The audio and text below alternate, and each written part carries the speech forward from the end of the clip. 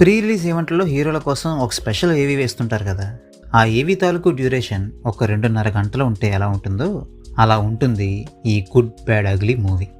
AK అనే ఒక most powerful don తన ఫ్యామిలీ కోసం ఆ క్రైమ్ వరల్డ్ నుండి బయటకు వచ్చి ఒక మంచి మనిషిగా మారాలని నిర్ణయించుకొని అప్పుడే పుట్టిన తన కొడుకుకి చేసిన పాపాలన్నిటికీ శిక్ష అనుభవించేసి ఒక మంచి తండ్రిగా తిరిగి వస్తానని మాటిచ్చి పోలీసులకు లొంగిపోతాడు. 18 ఏళ్ళు గడిచాక జైలు నుంచి విడుదలయ్యి తన భార్య కొడుకుతో కలిసి హ్యాపీగా శేష జీవితం గడిపేద్దామని వచ్చిన ఏకేకి తన కొడుకుపై డ్రగ్స్ కేసు పనాయించి జైలు పాలయ్యేలా చేశారని తెలియడంతో ఈ కుట్ర వెనుక ఉన్న వంకాయ మొహంగాల భరతం పట్టడానికి ఏకే మళ్ళీ డాన్గా మారతాడు. అసలు ఇంతకీ ఆ వంకాయ మొహంగాలు ఏకే కొడుకుని ఎందుకు టార్గెట్ చేశారు? మన ఏకే ఆ విలన్స్ని ఎలా కనిపెట్టాడు? ఫైనల్గా తన కొడుకుని ఎలా కాపాడుకున్నాడో తెలియాలంటే ఈ మూవీని చూడాల్సిందే. అజిత్ గారి ఫిల్మోగ్రఫీలో ఉన్న నోటబుల్ మూవీస్ అన్నిట్లోంచి ఒక్కొక్క ముక్కని తీసుకొని తద్వారా మూవీ మొత్తం ఆయనకి ఎలివేషన్స్ ఇచ్చుకుంటూ పోతుంటారు. నేను చాలా వరకు ఆయన మూవీస్ అన్నీ చూసినవాడినే కాబట్టి ఆ ఎలివేషన్లు రెఫరెన్స్లు గట్రా నాకు బాగానే అర్థమయ్యాయి. కానీ ఆయన సినిమాలు పెద్దగా చూడని మన తెలుగు వాళ్ళకి మాత్రం చాలా వరకు ఆ రెఫరెన్స్లు ఏంటో కూడా అర్థం కావు.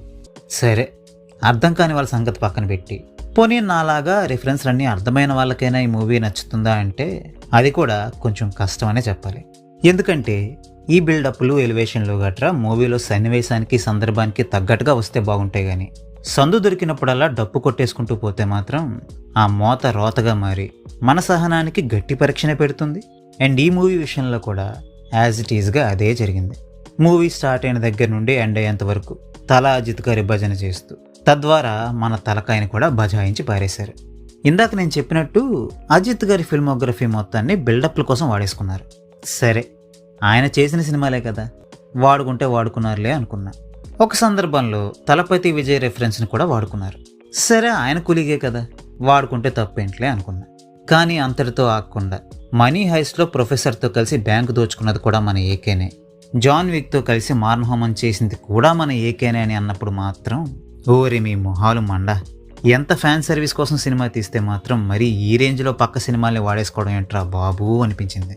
ఇక ఈ మూవీ ఎండ్ అయ్యేసరికి మా ఏకే బ్యాట్మ్యాన్కి గురువు, సూపర్ మ్యాన్కి బ్రదరు, వండర్ ఉమెన్కి మొగుడు అని హెచ్చులకి పోకుండా అట్లీస్ట్ ఇక్కడితో అయినా ఈ భజనకి హద్దులు గీసి పెట్టుకున్నందుకు బ్రతికిపోయానురా బాబు అనుకుని ఒక పెద్ద నమస్కారం పెట్టి థియేటర్లోంచి బయటకు వచ్చేసా. ఇక పెర్ఫార్మెన్సెస్ గురించి అయితే ఈ మూవీలో పెద్దగా మాట్లాడుకోవడానికి ఏమీ లేదు. అందరూ కలిసికట్టుగా అజిత్ గారికి భజన చేశారు. ఆయన కూడా చాలా కంఫర్టబుల్గా భజన చేయించుకున్నారు. అయితే ఈ భజనలు కాకుండా ఈ మూవీలో కొన్ని సీన్లు, ఆ సీన్లలో అజిత్ గారి పెర్ఫార్మెన్స్ డీసెంట్గా ఉన్నట్టుగా అనిపించింది. సో ఫైనల్గా ఈ మూవీని నేను మీకు రికమెండ్ చేస్తానా అంటే మీరు కనుక హార్డ్ కోర్ అజిత్ ఫ్యాన్ అయి ఉంటే ఈ మూవీ మీకు బాగానే ఉందనిపిస్తుంది. కానీ మిగతా వాళ్ళకి మాత్రం ఈ మూవీ నచ్చడం చాలా చాలా కష్టమనే చెప్పాలి. సో దీన్ని బట్టి ఈ మూవీని చూడాలో వద్దో మీరే డిసైడ్ చేసుకోండి. So well, that's a wrap on this video. ఈ వీడియో మీకు నచ్చితే వీడియోని లైక్ చేయండి. మరిన్ని రివ్యూస్ కోసం ఛానల్కి సబ్స్క్రైబ్ చేసుకోండి.